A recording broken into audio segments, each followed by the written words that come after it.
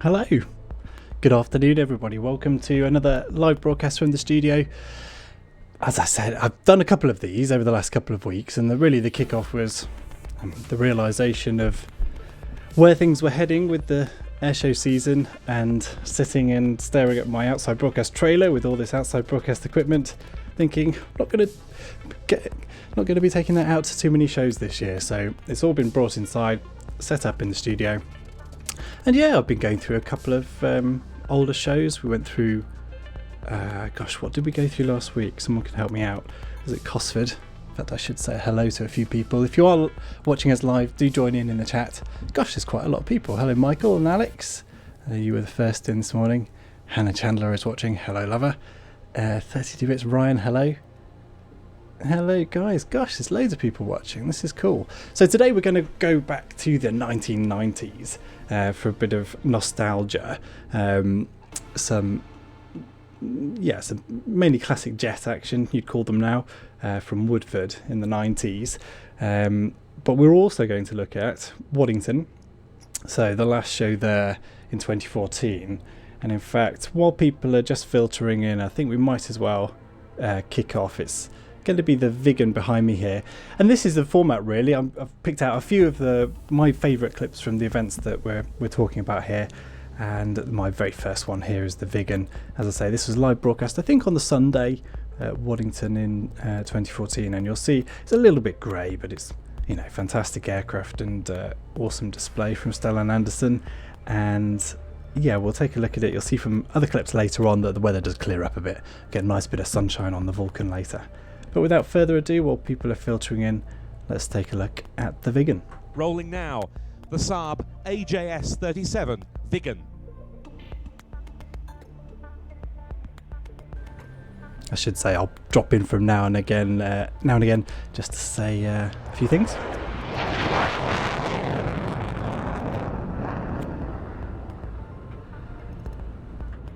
There we see one of those capabilities, a short takeoff.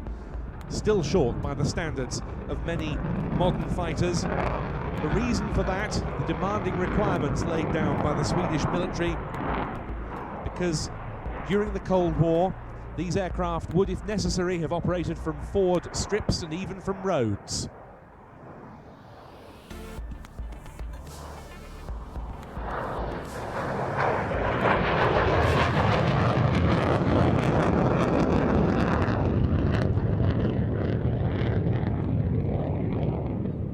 Very apparent there, the canard foreplanes on this double delta design, those affording better slow speed handling and takeoff and landing performance on short runways if necessary. And to help with the landing performance, the engine, the Volvo Flygmotor RM8A turbofan with a Volvo designed afterburner, has a thrust reversal system we'll see in action later.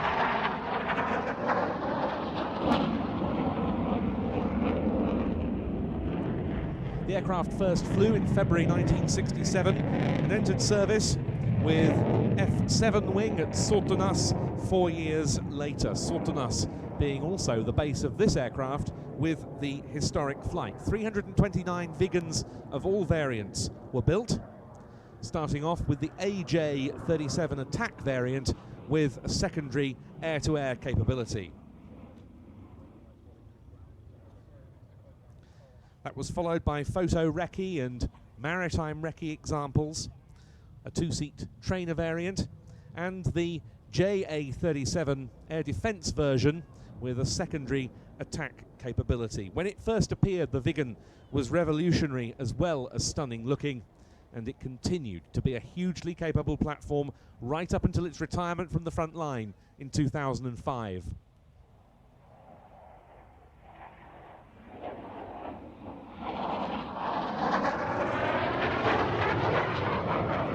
The type was upgraded several times, and this aircraft is a product of one of them. I said it's AJS-37 version.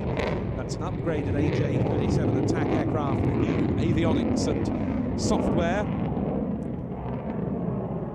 But even before that, this was an aircraft able to match or exceed the performance of most of its contemporaries.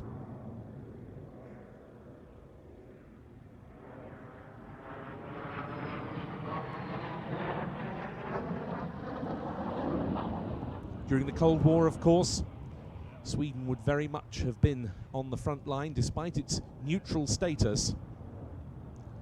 No wonder its Air Force's pilots were so highly trained. I spoke to one of them a couple of years ago called Peter Lindén, who only recently retired from the Swedish Air Force as a pilot on the JAS 39 Gripen.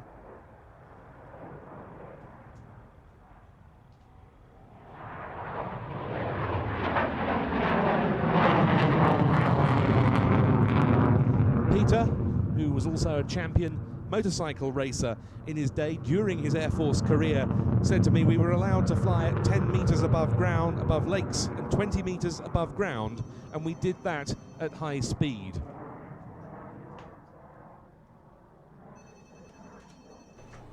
Sounds like Ben's phone's ringing in the background there. I just welcome a few more people. Hello, Gerald, over on Facebook. Fantastic to hear from you. Hope you're well. Hello, Ike. Hello, my son. He's watching as well at home. Well, we all are, of course. Isn't it a strange scenario? What we're watching here is, if you're just joining us, is the last airshow at Waddington in 2014. This is the Viggen display from the Swedish Air Force historic flight. Just got a couple more minutes of him to go. We're revisiting old airshow action. Why not? What else are we going to do with ourselves? So this is Waddington, and in a minute we'll be looking back to the 90s, to Woodford, to some real exciting heavy metal stuff. At least it's my favourite stuff anyway. Someone asked me what's my favourite aircraft film. I'm going to have a think about that over the next few minutes while we watch the Viggen.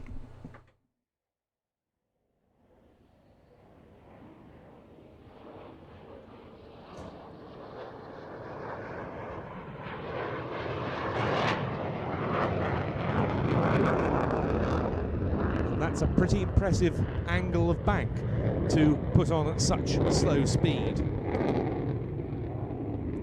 Viggens were never sold abroad. The vast majority of them were scrapped when the Swedish Air Force retired them, but several have been preserved, most of them in Sweden, though you can also see one at the excellent Newark Air Museum. This one dates from 1977. It was built as an AJ-37 attack aircraft, later upgraded to AJS specification. It was stored for 15 years before the Swedish Air Force historic flight managed to get it flying again. That occurred in March 2012, and it's been a star of the European airshow circuit ever since.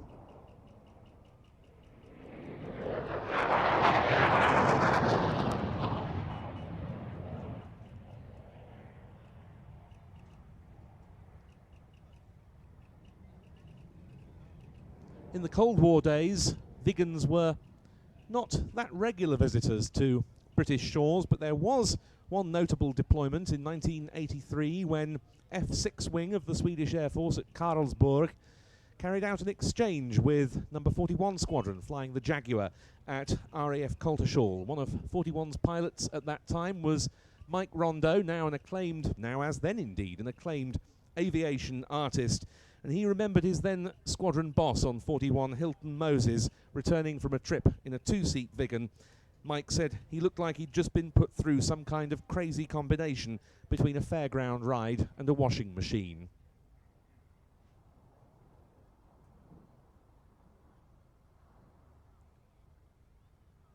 The aircraft positioning now downwind prior to landing and executing a slow roll as the gear comes down. And it'll be a very short landing that we see because, as I mentioned, the aircraft was optimized to operate from forward strips or even roads. The idea in the Cold War was that if one of the forward bases was bombed and put out of action, the aircraft would always be able to taxi to another, thereby dispersing them away from the main bases, which were the obvious targets for enemy attack. And that much was practiced regularly. I mentioned Mike Rondo there as flying the Viggen. He recalled of this from his two-seat Viggen trip.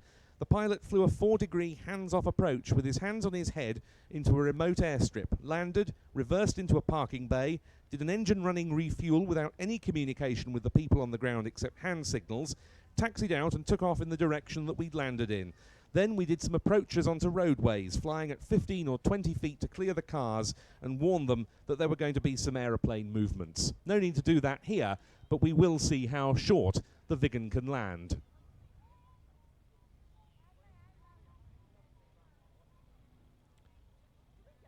and reverse thrust being engaged.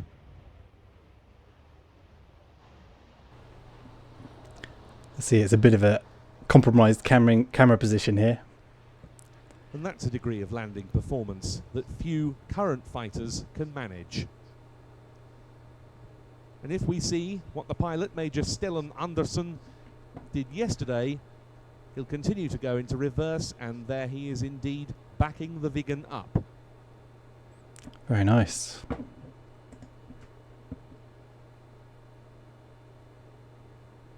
It is a cool jet, isn't it? Hello, Andy. Haven't forgotten you. So there you have it, the Swedish Air Force Historic Flight's first contribution of the day. We have another classic jet from them coming up in a few items' time. But finishing his sequence, That's about Major it from him. Stellan Andersson with the Saab AJS-37 Viggen. Superb. Yeah, it's a fantastic aeroplane, and little sneak peek of what's coming up next. Waddington favourite, and back in those days, of course, something we'd see. The Vulcan.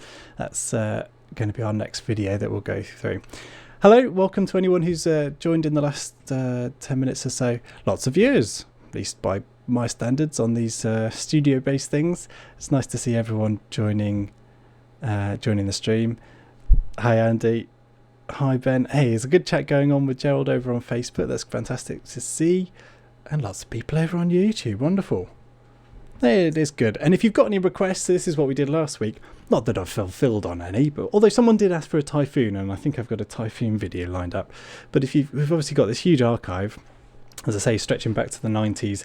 We'll be dipping into a bit of that in a minute. But if you've got shows that you know we've watched, we've produced live broadcasts of, or just programs of, and you'd like to see them on here, you'd like to join people in the chat and celebrate air shows whilst we're not having any air shows, then do just message us over on the usual social media channels. It'll be fantastic to hear from you. So why don't we get stuck in with a bit of Vulcan action? It's Ben Donnell commentating here, and I think it's Bill Ramsey, the pilot at Waddington in 2014. We'll watch this one, and then I'm not. This isn't meant to be any kind of comparison. It's only a short video. The second one that we'll watch, but it's the Vulcan from the 90s. So, probably in the final season actually, 92-ish at Woodford. It is interesting to compare the two from a 2014 Vulcan display to a 1992 one. We'll take a look in a moment, but first of all, let's go watch the Vulcan's display in Woodford in 2014. Cast your mind back to the Cold War. Some of you in the audience may well remember the days when there stood at readiness here at Waddington and other bases phalanxes of these magnificent aeroplanes ready to go if the call came during the Cold War to respond to Soviet aggression by launching a nuclear strike. Well, the scrambles that these aircraft made during those days were spectacular to see when they were practiced, and now we get to experience something of that as starting its takeoff roll is the Avro Vulcan B2. I'll leave you to enjoy the sound.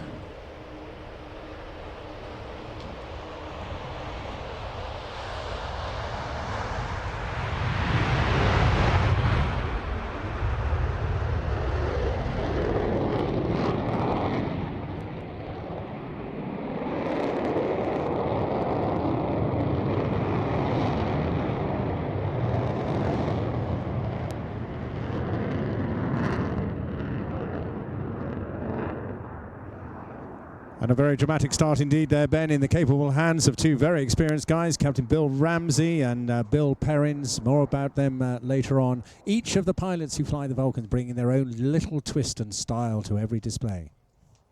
And there we felt the power of the four Rolls-Royce Bristol Olympus 202 turbojet, 16,400 pounds of thrust each.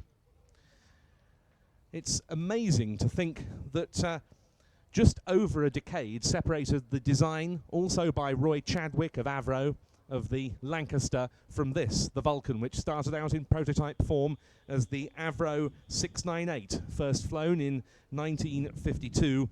And what a stir it caused. Rather like the Canberra we're going to be seeing later and the Hunter we've already seen, the Vulcan demonstrated splendid manoeuvrability. An early appearance at the Farnborough Airshow proved that. In fact, this giant aircraft was as manoeuvrable as many of the fighters of its day. One of its test pilots, Rowley Falk, even rolled a Vulcan at one of the 1950s Farnborough shows.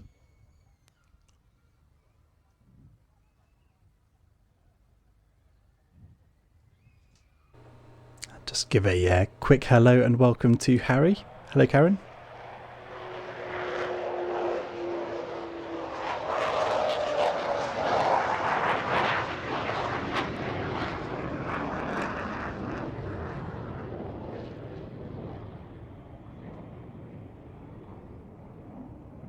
The Vulcan, of course, formed part of the trio of British V bombers, the others being the Handley Page Victor and the Vickers Valiant, that carried the British nuclear deterrent for many years during the Cold War. And this year is a particularly poignant one in which to remember that fact, 25 years after the Berlin Wall fell.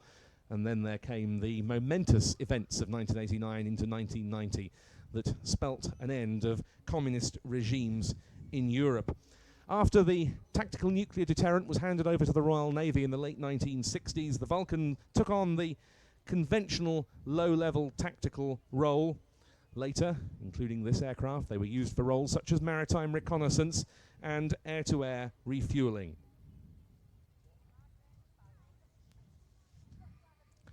But then came the Vulcan's unexpected operational swan song, when in 1982 the type was called to arms in a very different theatre from that for which it had been designed, the South Atlantic, the Falklands. And on the 30th of April 1982, the Vulcan you can see parked on the other side of the airfield, serial X-ray Mike 607, took part in one of the most audacious bombing raids in history, attacking the runway of Port Stanley to deny its use to Argentine fast jets.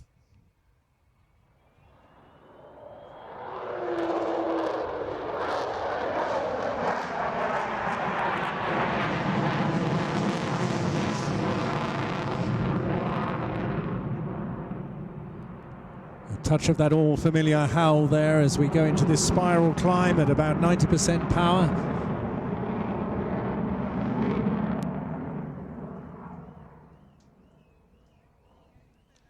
Until the first Gulf War, that raid, codenamed Black Buck 1, was the longest bombing raid in history, a round trip of some 7,760 miles. We heard from the man who flew Vulcan 607 on that sortie, Martin Withers, earlier on.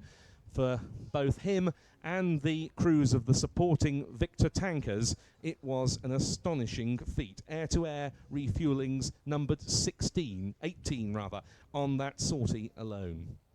But what of XH-558, the Vulcan we see here, the last flying example? It was the first Vulcan B-2 to arrive in RAF service in 1960, and it served on a number of squadrons based here at RAF Waddington.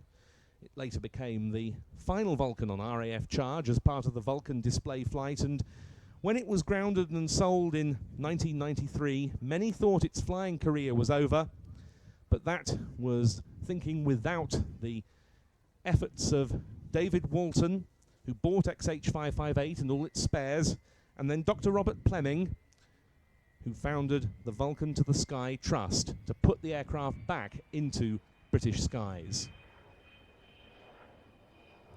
The 18-wheeled undercarriage down on this pass.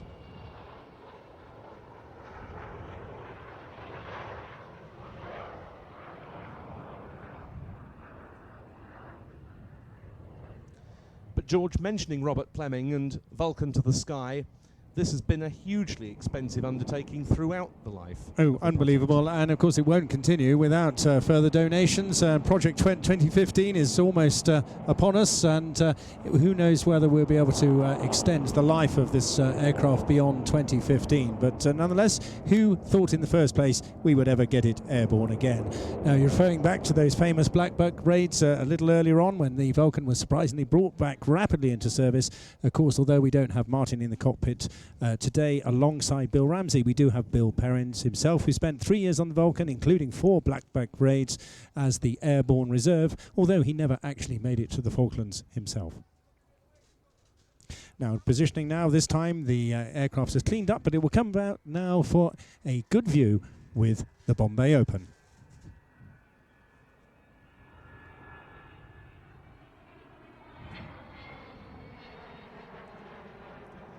A Bombay able to take some 21,000 pounds of bombs, whether conventional iron bombs or nuclear weapons.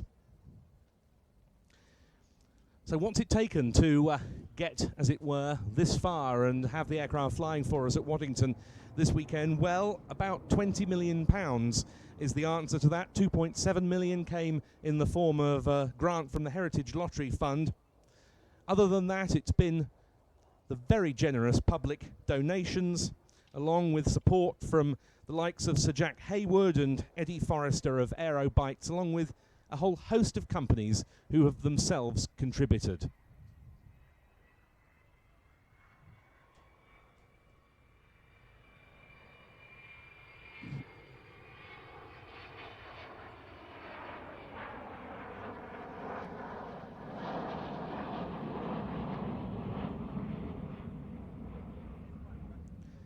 But two of those are Cranfield Aerospace and Beagle Technology, who've really helped make possible the sight of the aircraft flying again this and hopefully next season.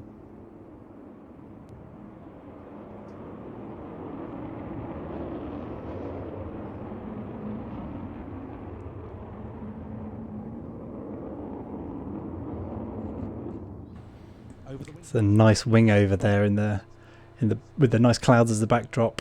You always seem to get that at Waddington. Some lovely cloud formations and the light's kind of, vaguely on your side. It does make a big difference to us producing videos of the shows. Just a few more welcomes. Thank you for joining us. We're rewatching the RAF Waddington International Air Show back in 2014. This is a rebroadcast of the live stream. Hope I'm not competing with Ben too much. Just wanted to say a quick hello to Ian, who says he's just finished lessons and finished a bit of teaching, I understand, presumably his own kids, and then they're now tuning in for a bit of Vulcan action. Let's have a look.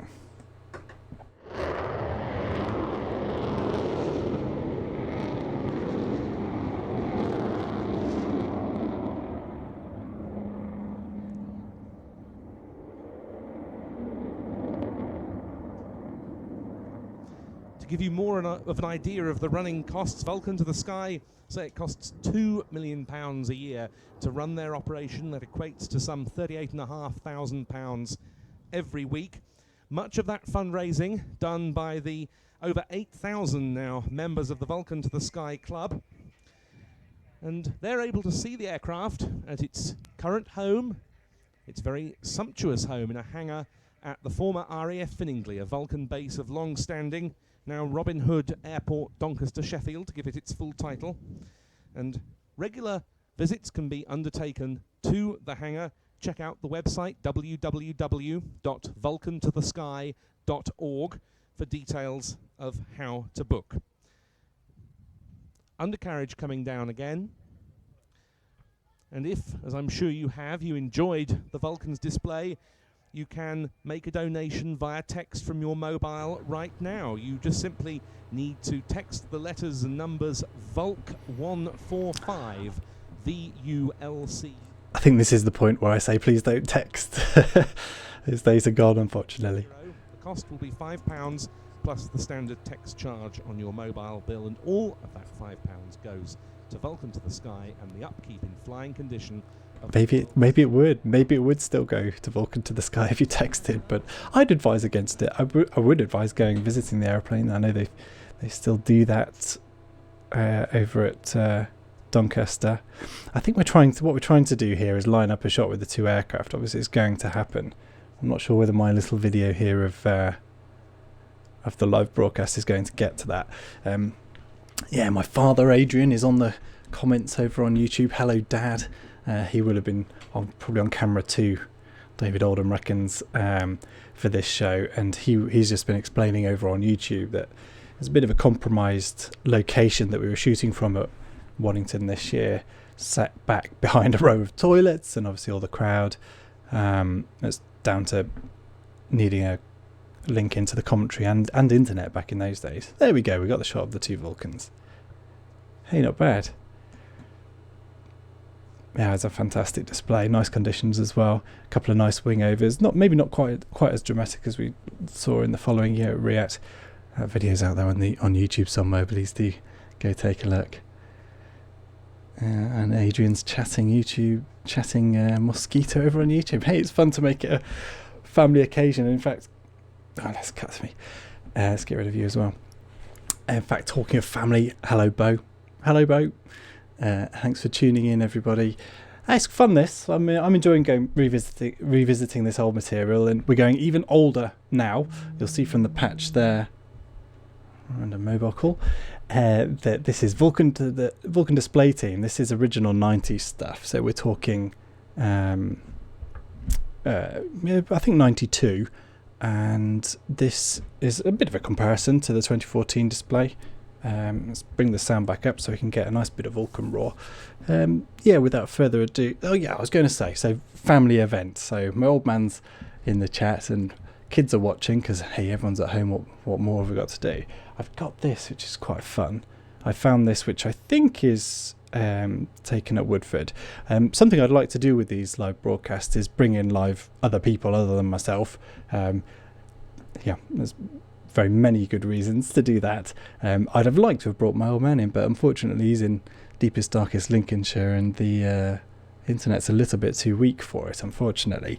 But next week I am hoping to have a guest. I'll say more about that on social media when we get the chance. But this shot is so it's my old man back when he used to call himself Aviation Action. You'll enjoy this, Dad.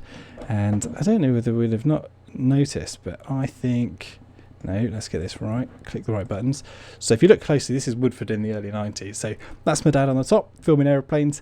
And if you see a head and some feet, that's me watching them. And that is how I spent my summers in the 90s, and how we find ourselves here today, watching old videos of aeroplanes still. We still try, don't we?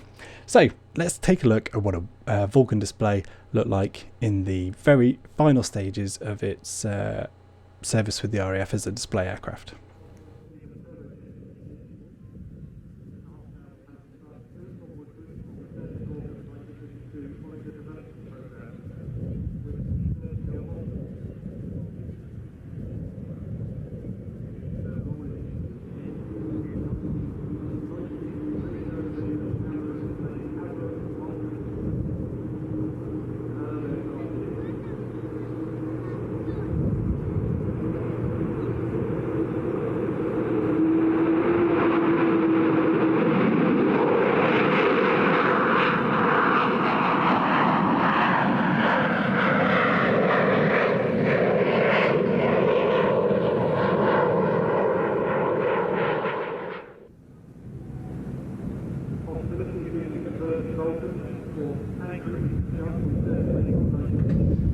It's quite interesting seeing the Vulcan going straight over the crowd after takeoff there. Unless that camera was airside. No, it wasn't, was it?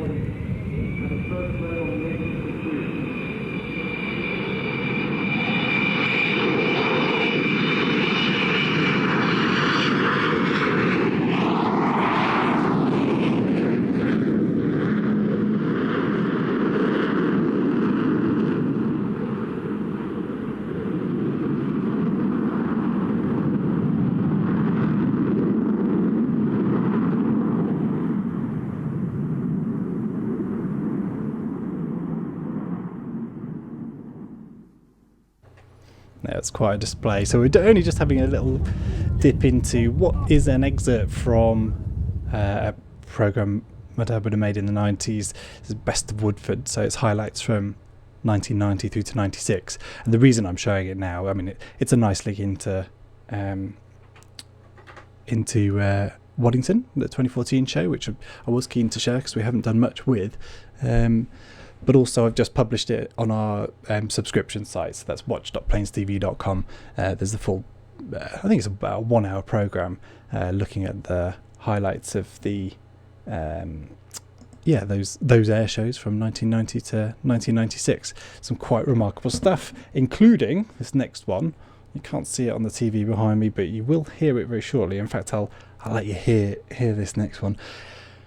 I'm trying to think of a way of introducing it that you might be able to guess. No. It's okay. 4 engines, another 4-engine aircraft. Vaguely based on a Lancaster. Sounds amazing. First one to get it gets a I don't know what. Hello everyone. Hey, it's fantastic to see so many of you. Hello Chris. Hello Andy. Yeah, Andy, Jacqueline, same here. I mean, I was there. You saw that picture of me sat on the roof watching these displays. My only memory from Woodford is, I'm afraid, a rather sad one too, the Spitfire. Who else have we got join us? Gosh, lots of people on Facebook and YouTube. Fantastic to see you all. I hope you're enjoying it. Hey, you don't want to sit watching me read out names. Let's get stuck into this next one. RAF Shackleton, well done Space over on YouTube. And Ian Shepherd. There we go, everybody. Let's go. So we are going to sit and watch and listen and enjoy to a bit of Shackleton.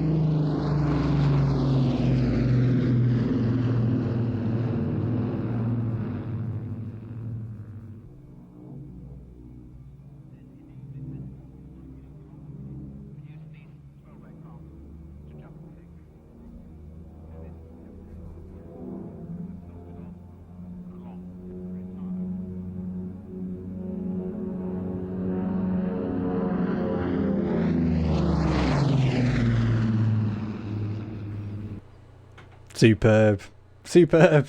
More please. There's so much gold in these 90s programs. I've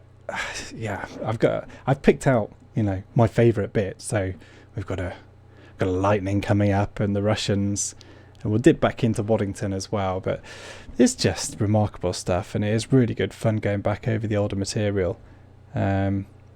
That's an interesting. I've got a Typhoon. I'm not sure what my last video is, so that's going to be a surprise to all of us. Who am I saying hello to? Hello, Steve Connor, who I'm hoping might join me next week. It'd be fun to get Adrian on as well. We'll see. That would be a fun chat. Andy, he was on service as fire crew for the Woodford air shows. Wow. Yeah. Fantastic. And over on Facebook, who forgot? Yes, Ian, you got it right. Correct. Yes, and a correct height and distance from the crowd line. I'm sure it was bang on the money, that one. No higher, no lower. A request for a tornado roll demo. Yeah, we do have lots of nice tornado. That's certainly one we'll dip into and look at some point. But for the time being, we'll go and have a look at a favourite of mine, and my dad's, for that matter. No need to guess. You can see what it is immediately, or almost. One particular ground crew wait nervously because their aircraft cannot land at Woodford with anything less than 10 knots on the nose. For the relief of the crew and several enthusiasts present, XP693 slides in over Woodford's threshold for an overshoot.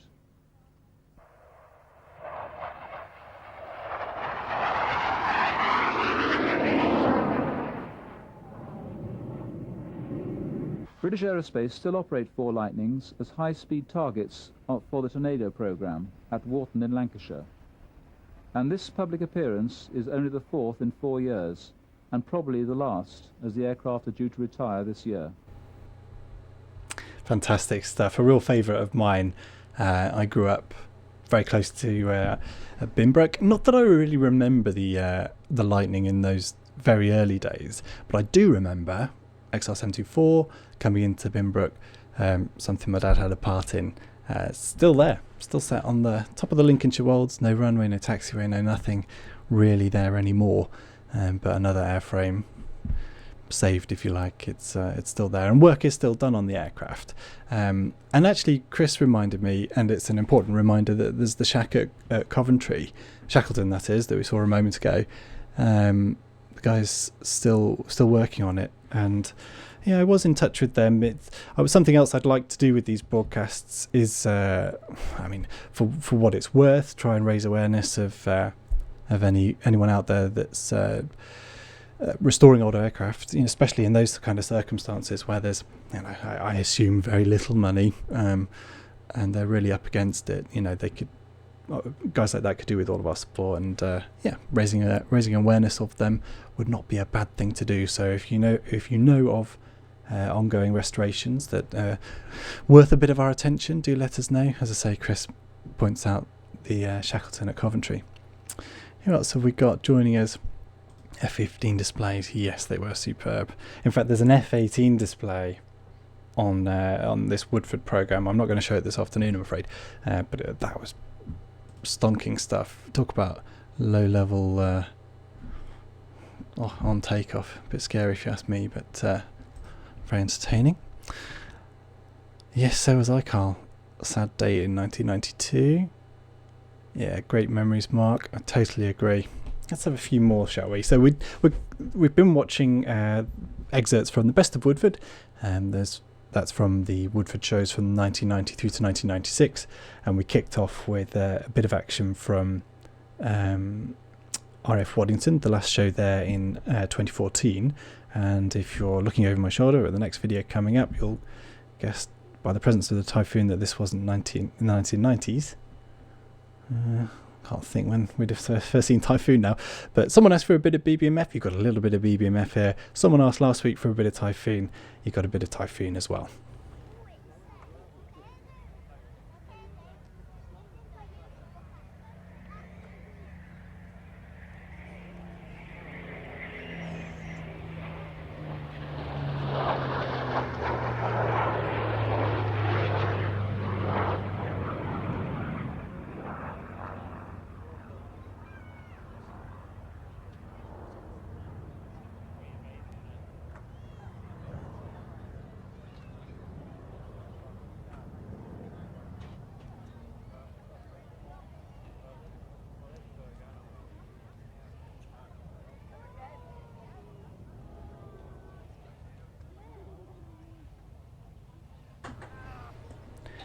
Doesn't look like an especially tight formation routine, this, but fantastic to see the two aircraft together.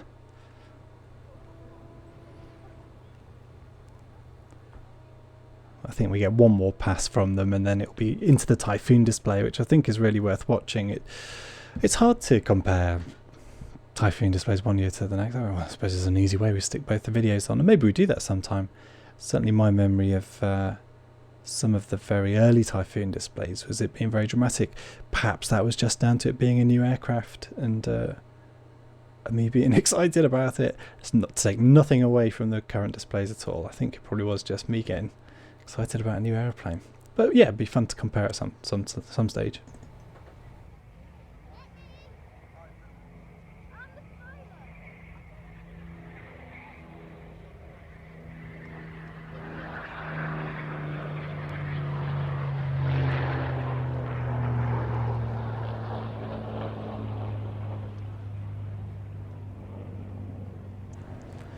Well, superbly well done indeed, Ben. And now it gets noisy and time to hand over to Flight Lieutenant Andrew De Geer, who's going to tell us all about Noel and his Typhoon. I was just going to apologise for the janky title there, titling up a Typhoon whilst the Spitfire and Typhoon pass. This was fairly early days of our live broadcasts back in 2014. Well, not that early. I can't remember when we first started doing them, but it's been a very gradual progression, if you like, into what we do now at not very many shows throughout the summer, and very, very few this year, if any. I'll leave you in the hands of the commentator for the Typhoon. Of the Typhoon. And if you direct your eyes out towards the left-hand side of the display line, you'll see Noel dropping down and running in. And as he does, it gives me great pleasure to welcome Flight Lieutenant Noel Rees and the 2014 RAF Typhoon display.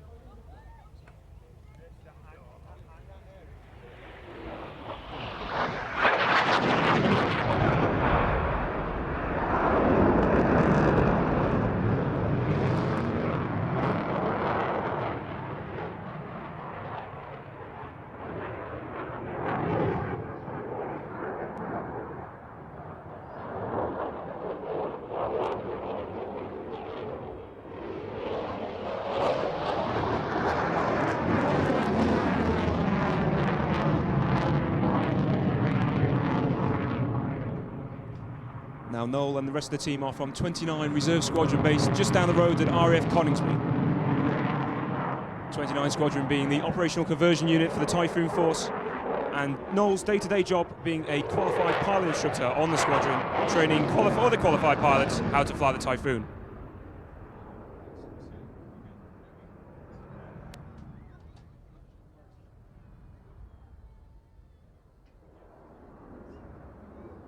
Noel's previous flying tours and duties have included the Tornado F3 and as a qualified pilot instructor at RAF Valley flying the Hawk T1.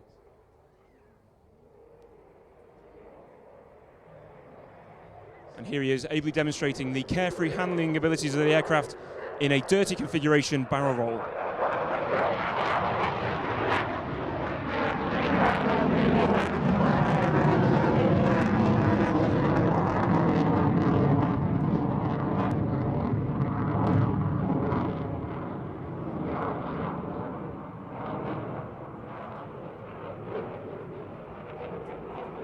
Noel coming past for an inverted pass now.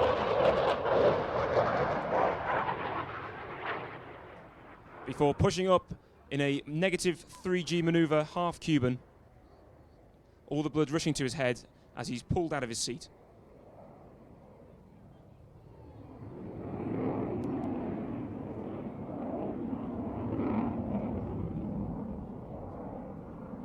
Now this next pass, Noel will be accelerating up to 600 knots, just below the speed of sound, roughly about 690 miles an hour, and about as legally fast as he's allowed to go over land in peacetime.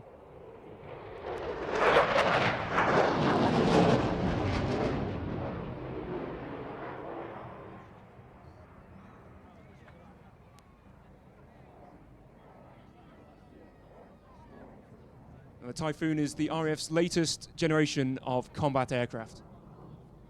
It's the RAF's first true swing roll aircraft, meaning it can fight its way in to a target, attack the target, and fight its way out without dedicated air cover.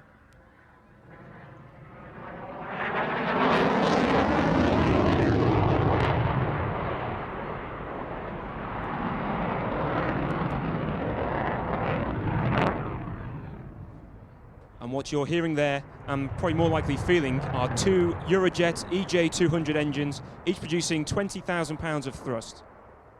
That's the equivalent of 200 F1 cars at full throttle.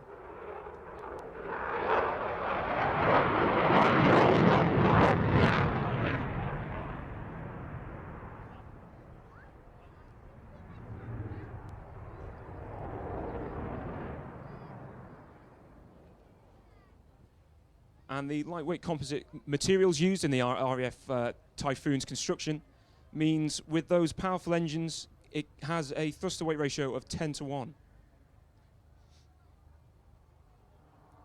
And as Noel comes in for a high-angle pass, he'll be travelling at about 110 knots, which for an aircraft this size is very incredible.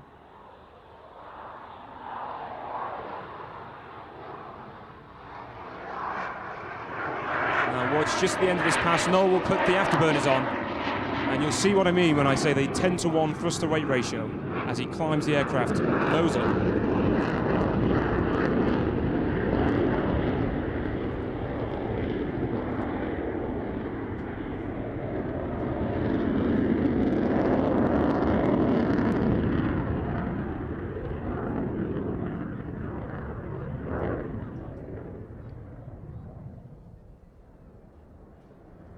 The Typhoon currently employed in roles protecting UK airspace round the clock, 24/7, at bases at RAF Coningsby and RAF Lucas in Fife.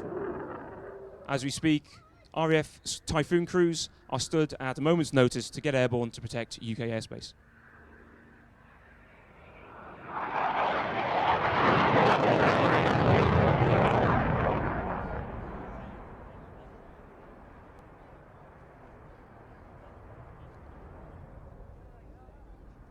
They also deployed to the Falkland Islands protecting Falkland airspace, and very recently to Lithuania as part of the Balkland Air Policing Force.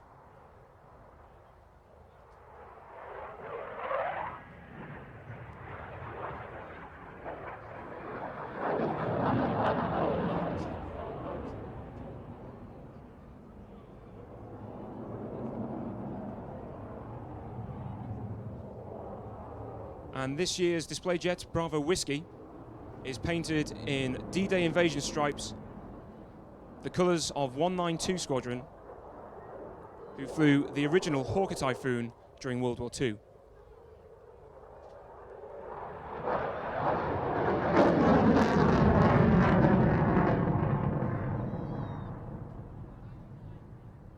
Those invasion stripes being particularly poignant in this 70th anniversary year of the D-Day landings.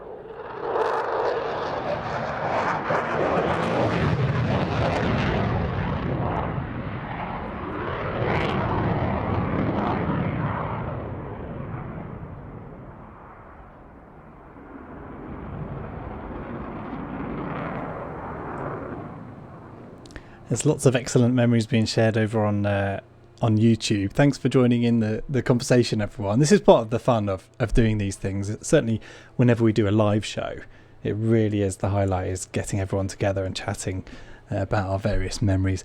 B1 over Eastbourne, Kaifer, I don't remember that. I wonder when that was. It's Typhoon.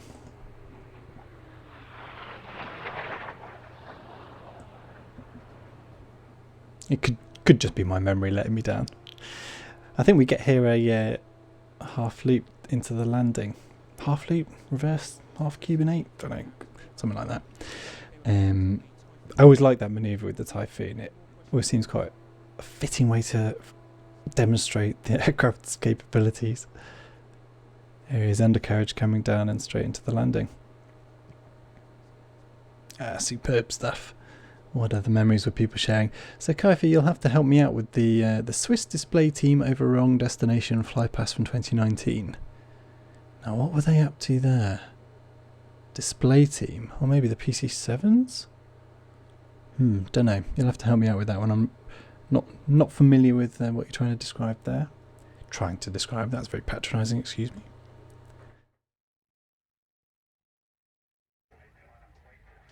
And once again, ladies and gentlemen, it gives us great pleasure to display to you this incredible aircraft. And from the whole team, that's the 2014 RAF Typhoon display. And fabulous display it was too. You get a sneak peek of what's coming up next over there. That was Typhoon at Woodford in 2014. The very last Woodford, possibly ever. We'll see. Maybe one day. Who knows? B1 Eastbourne 2005. So, was I there in 2005? That's around about the era when I was coming out of university and thinking this YouTube, etc., would be a good way of taking Dad's business. He'd been doing VHS tapes and I'd helped out with getting them all onto DVD in the sort of 2000s. So 2005, I probably wasn't there. Someone's going to tell me differently and send me a link to my own product in a minute. Who else have we got here? Space, good to see you again. Thanks for joining in. Andy, and there's a lovely little family gathering going on over on Facebook. I've got a cousin, an uncle, a mother. All having a chat together. Very nice, guys. It beats WhatsApp. And an aunt now. Fantastic. Hello, Sue. Hey, it's great to have the more the merrier. And what else are we going to spend our afternoons doing? And what better way to spend it than watching aeroplanes for one thing, but reminiscing over some fantastic nostalgia. This one, get rid of this title over my neck and forehead. I'll get used to this at some point. It's been very many months since I've used any of this equipment. In fact, if I think about it, it will have been probably July last year that any of this outside broadcast kit got used. So yeah, still getting used to some of it, but I will gradually get better, I promise. So we're looking back to Woodford now. This video I've called The Russians, and it starts off with the mermaids, but I think we also get a bit of Sukhoi action on the end as well. Let's take a look.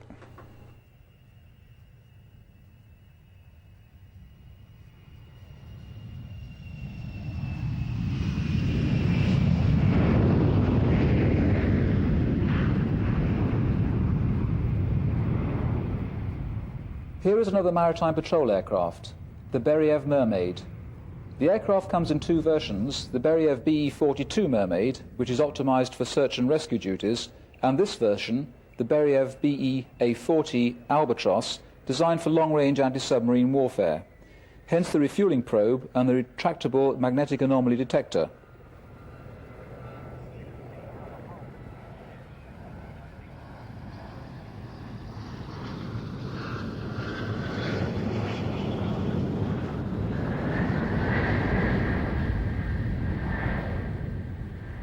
Both versions of this large amphibian, which is roughly the same size as the 4-engine Nimrod, are powered by two Solyov D30 turbofans.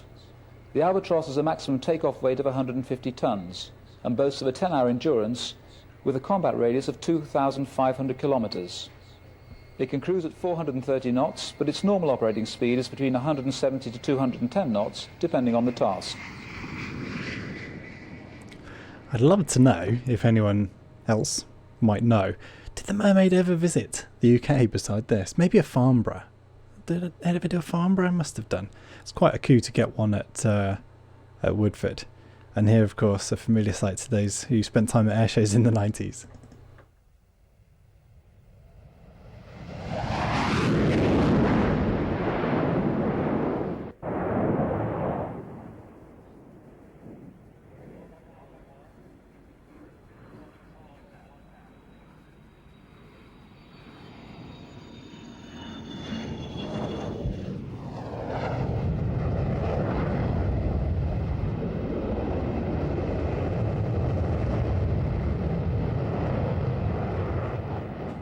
Superb stuff. I really do. I really do enjoy this Sukhoi. That, yeah, it's more low-level stuff, isn't it? I suppose I should be tut-tutting, but the drama of that Sukhoi going into a tight turn so low is quite something, and fantastic to see. It's so fantastic. I've found another little clip of the flankers here flying as a two-ship, and we even get towards the end. I might as well get it playing. We get Formed in 1991 to demonstrate the ability of the Russian aerospace industry to design and build maneuverable aircraft, the team has displayed in air shows all around the world, including Dubai, Australia, Germany, Thailand, as well as the UK. The team comprises two test pilots, Anatoly Kvozchor and Vladimir Loganovsky, a navigator, Vladimir Shpak, a scientific and technical support group, plus a physician. They all have another very busy season ahead of them, with some 21 displays in 6 countries from the UK and Europe to the USA. What I was getting excited before the commentary started was the Cobra manoeuvre at the end. Keep a lookout for that. There's a big build up to it, but we do get it eventually.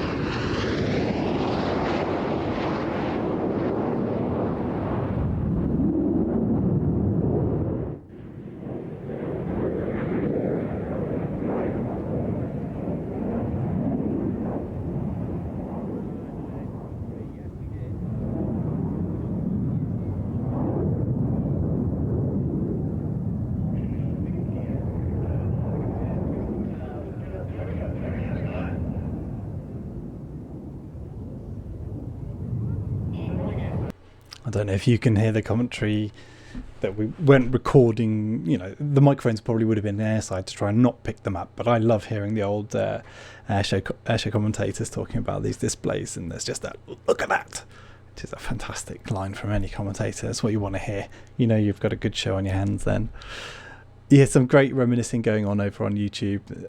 Love the Cobra, me too, Chris. Let's talk of the mermaid. So someone reckons the mermaid flew. I'm going to have to go back through the chat. Still flying, yeah, I'm sure. I think the same year the backfire was at Riet. It was a Ukraine mermaid. Interesting. Presumably on static. But yeah, a rare sight in UK skies anyway. XH134. Canberra. It's interesting you talk Canberra space. We may have... I did a last minute... over my shoulder. I've given it away. So we're going to have one last dip back into Waddington from 2014. At the moment, I'm formatting these live broadcasts around about the hour mark. This will go a little longer. There's a good chunk of Canberra and Hunter coming up for you in just a moment. I would like to do weekend stuff that's a bit longer, and I'm intending to do something on Saturday. So that if there's an old air show that you'd like to relive the entirety of with me, let me know, and I'll see if I can dig it out. We've been going through some Woodfords here. There's a Waddington. I may try and put the entire Waddington thing up, and it may be that we go through that. It's just a little bit complicated technically because it's a bit older. But yeah, if you fancy reliving the entirety of this show, it may be what I go through on Saturday. Gosh, I'm not doing a very good job at plugging myself here. All the Woodford stuff, that's the end of the Woodford stuff, so if you're sticking around for 90s, that's your lot. But the whole programme is available on our subscription services, watch.plainstv.com. If I click the right buttons this morning, it's now live for subscribers, and there's a free trial on there, so you can go and give it a watch if you were so inclined. Forgive the plug. Let's go watch some more aeroplanes. So this is the Canberra and Hunter, which we sadly don't see anymore. See anything anymore, but let's take a look at what they were doing back in 2014. Initial Canberra B2s came into RAF service with number 101 Squadron at Binbrook, not far from here, in May 1951. The Hunter followed in July 1954 with the Central Fighter Establishment and number 43 Squadron. Of course, all aircraft have their teething troubles. The Hunter, well, it couldn't fire its guns at altitude on the early marks without causing engine surge.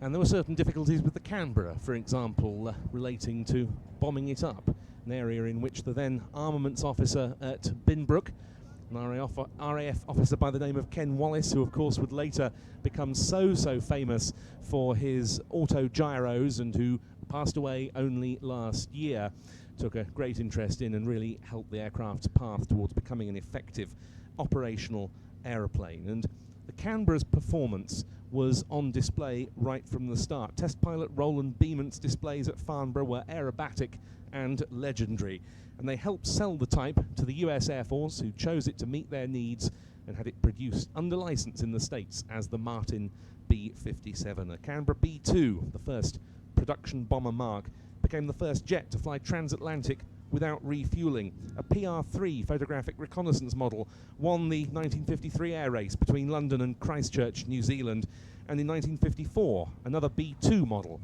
was the first jet to overfly the North Pole. The pair now moving into echelon right again with the T7 on the right wing of the Canberra. This time they'll turn away from you to give you a very good view of the underside.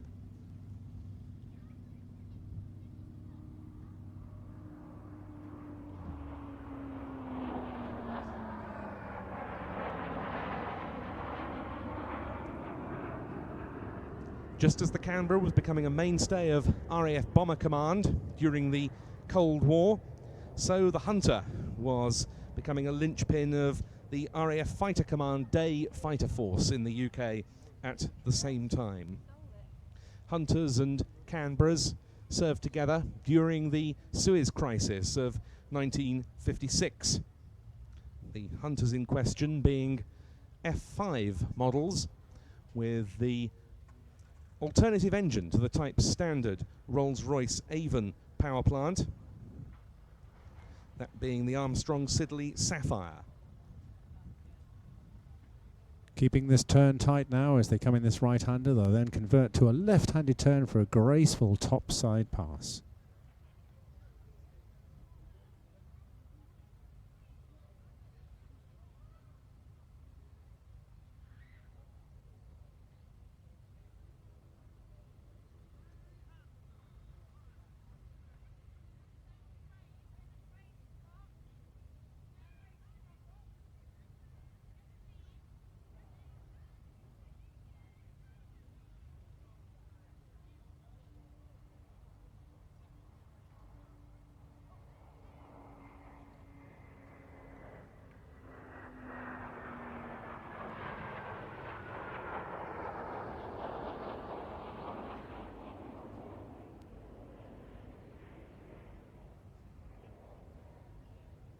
Well, we move into the second half of the display now. The aircraft will go out ahead of us on what we call the B-axis, away in front of us, and come back in to break apart for their individual demonstrations. Yeah, it's a great shame that we don't see these aircraft flying anymore. Hunter for probably fairly obvious reasons, but Canberra, obviously I don't know the full story there, but obviously the money wasn't quite there to keep them on the display circuit, and it must be an incredibly difficult thing to do. It's quite remarkable that we saw the PR9 at all, I would think. What's George up to? It's very valuable in terms of our UK heritage and opportunity as they split at Crowd Centre.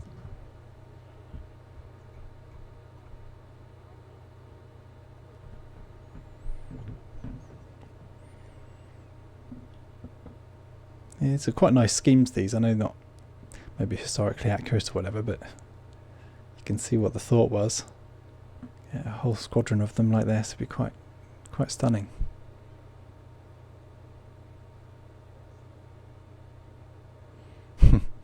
My dad's in the chat over on YouTube trying to get people to call in DVD orders. Old school.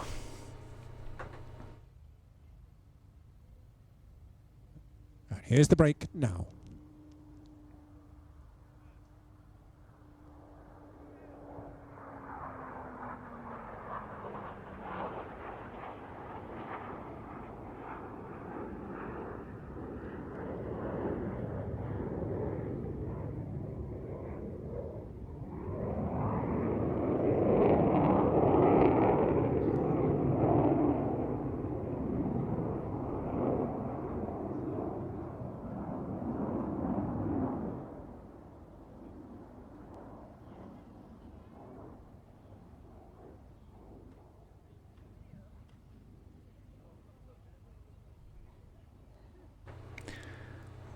Looks like the cameraman's starting to struggle. That probably means we're getting Hunter first. From the left comes the Hunter T7. Yes, a 4-point roll this time. In fact, we may get a couple of them by the look of it, and then it's straight into a Derry wing over. Oh, and a slightly longer inverted bit as well.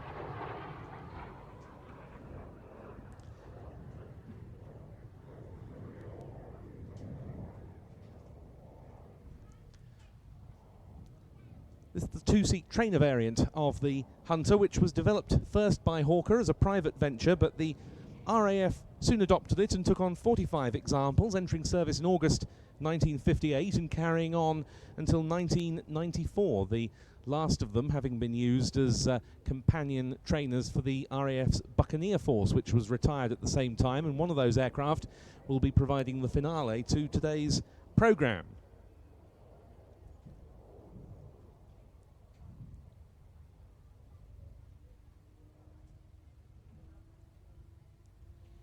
So presenting itself this time in an oblique loop, not quite looping in the normal sense, but pulling up in a sort of parabola.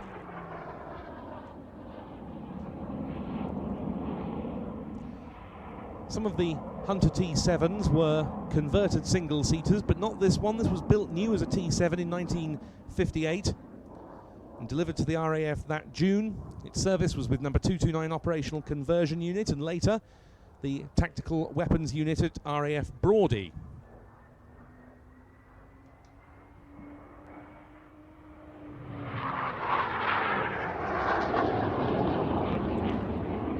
This silver scheme, while adopted as a sort of generic livery by the Mid-Air Squadron for both the aircraft we see here and the second Hunter that they're going to be adding to the formation later in the year, is it happens to be fairly relevant to the type's history. It's quite reminiscent of that carried by the prototype T7, which flew in July 1955. And this time the T7 coming back in for a graceful pass for topside view. And on this pass you'll see the fact of the aircraft having been lengthened by 3 feet in the forward section to create the space for the 2-seat side-by-side cockpit.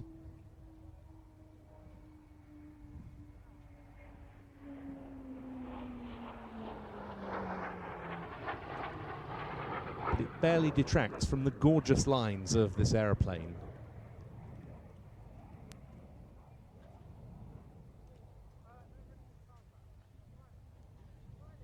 So at the end of this run, the T7 will pull up into a half Cuban, come back into the middle, at which stage we expect to see the Canberra change. And there it is over on the left-hand side. We're expecting literally a handover of the stage at centre stage after completion of the half Cuban.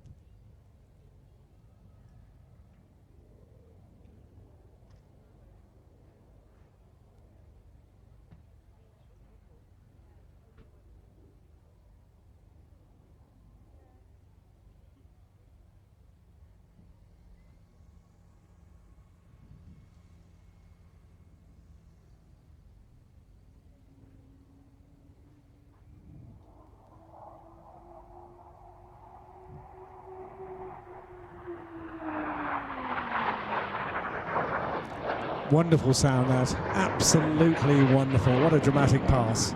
Utterly delightful. And so now to the Canberra PR9. NASA still uses highly modified examples of the Martin B-57, the WB-57, for duties around the world, notably in certain trouble spots, but that a much modified variant. This, however, the world's currently sole airworthy English electric Canberra, though all the PR9 variants as we see here were built by Shorts of Belfast. And after that graceful wing over, positioning itself now for a topside pass.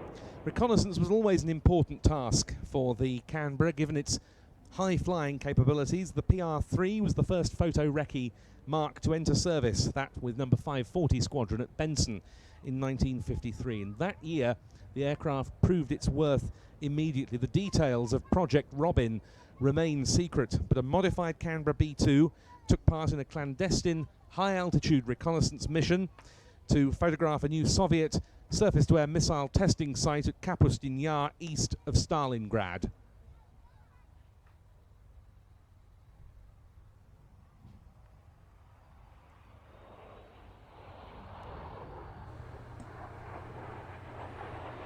The Soviet...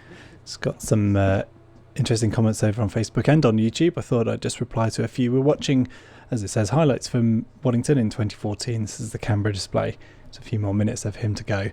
Mark Coombs over on Facebook, I thought I'd reply to you. You were talking about Ray Hanna and Spitfire displays at Viggen, which I remember fondly as well.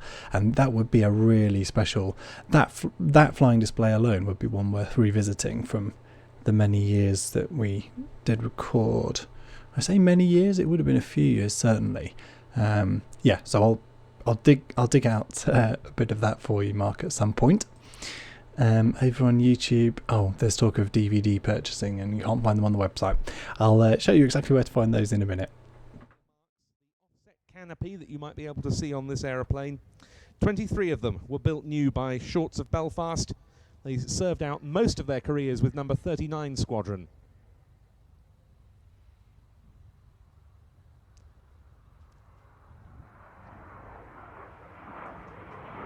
Performing a good belly up wing over in this respect. I'll come by for one more dirty pass before pairing up with his teammate in the T7.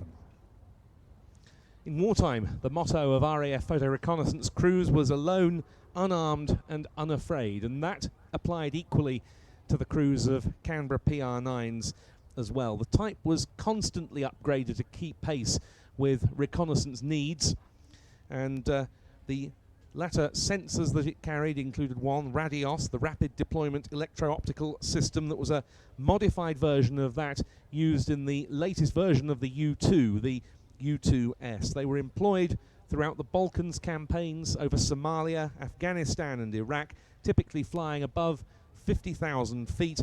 And when the type was finally retired in July 2006, just weeks previously, Canberra PR9s had been operating over Afghanistan.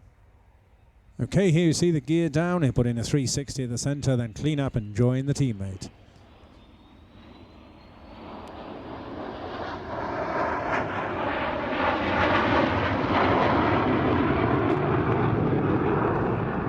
You can see the under fuselage flare bay opening on this orbit.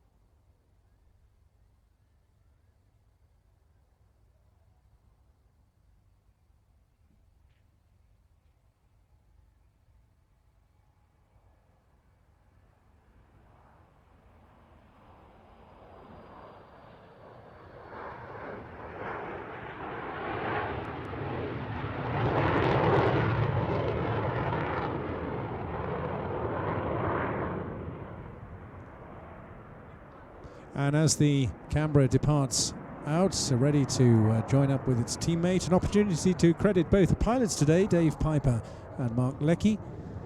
Dave Piper and Mr. Canberra himself, but switching seats today, interestingly enough, Ben. Chatting to him yesterday, it's unusual, but nonetheless, he's great. He's got relatively few hours in the Hunter, but an enormous number in the Canberra. And Mike Leckie flying the Canberra today, former RAF Battle of Britain Memorial Flight Lancaster pilot of a few years ago. Both men very capable display pilots indeed. When the Canberra PR9 was retired, they declassified various reconnaissance images taken by the aircraft. One of them showed the Palace of Westminster clearly enough to read the time on Big Ben. That was taken from over the Isle of Wight. In some ways, the PR9 has never truly been replaced. Since 2006, when this was one of the last examples in service, Mike Davis ensured that it was kept in good condition at Cotswold Airport. C2 Aviation carried out the restoration. It finished last July, and it's produced a stunning silver machine. And here now the high-speed pass as both aircraft join together.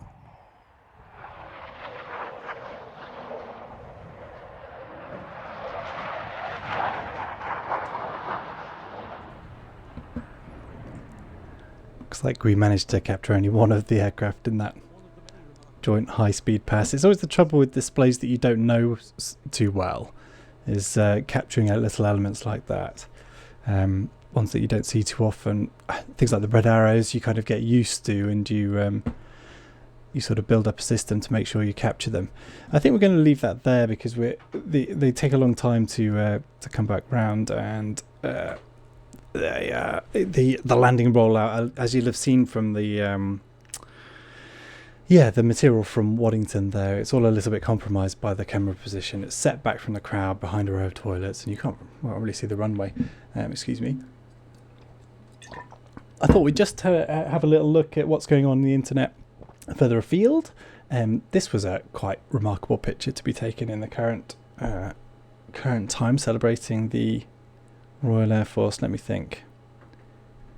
It's the 102nd anniversary on the 1st of April, of course. So quite a remarkable shot posted by Mike Ling on April 1st there. And he says, "Happy birthday to the Royal Air Force. I'm glad I got up early for my permitted exercise to witness this fly past. Although I have to say I'm rather disappointed to see people not adhering to the social distancing rules."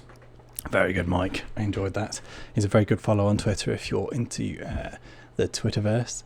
Now, who else was asking questions about DVDs? Oh, yeah, so let me think about how I can show you this. So the material we've been watching today was Woodford, so that was produced for, VHS tape, I suppose, back in the day, but it is still available on DVD. So you go over to plainstv.com. We have a huge selection. It's rather silly. I had to re-upload them recently. There's 300 odd, and there's a Waddington there. There's 92. And the 93 one is there somewhere. But the better way, I would say, of watching all of this stuff is over on watch.plainstv.com. As I say, I've just uploaded the Best of Woodford from 1990 to 1996, and that's available to view. There's all sorts of excellent stuff as we've been watching this afternoon. So that's round about it. Stop my phantom taxiing. Thank you for joining us. Very many more of you joining this week than there was last. So maybe there's a future in this shenanigan. If you've enjoyed watching, do give it a like and share it where you can. As I say, I'm going to try and do longer format live broadcasts over weekends, and I am going to give it a go this Saturday. If there's something you'd like to see in particular, do let me know, and I'll do my very best to dig it out of the archive. There's been some really good suggestions in the chat, and I'll go back through those and try and find the ones that I like. But that's it for now. Thank you very much for joining in. As I say, the Woodford show's over on watch.plainstv.com. There's a 7-day trial over there. Do feel free to subscribe. But yeah, do make sure to like and share this with anyone else that you might think enjoy these things. I'll be back next week at Thursday at 4. And I will do something at the weekend on Saturday, I promise. You'll just have to look out on social media for what that is and what time it is. I haven't decided. We'll refine these schedules as we continue doing them. I'm enjoying it. I hope you are too. I'll leave you with a clip of, where was this? This would have been real last year. A nice bit of slow-mo. I was chatting with Steve Connor earlier about slow-mo aeroplanes. And this is one of the better ones that we've recorded. Just a tiny little clip to finish on. Cheerio. Fail. I was doing so well. Let's take a look at the Fret J Tricolore.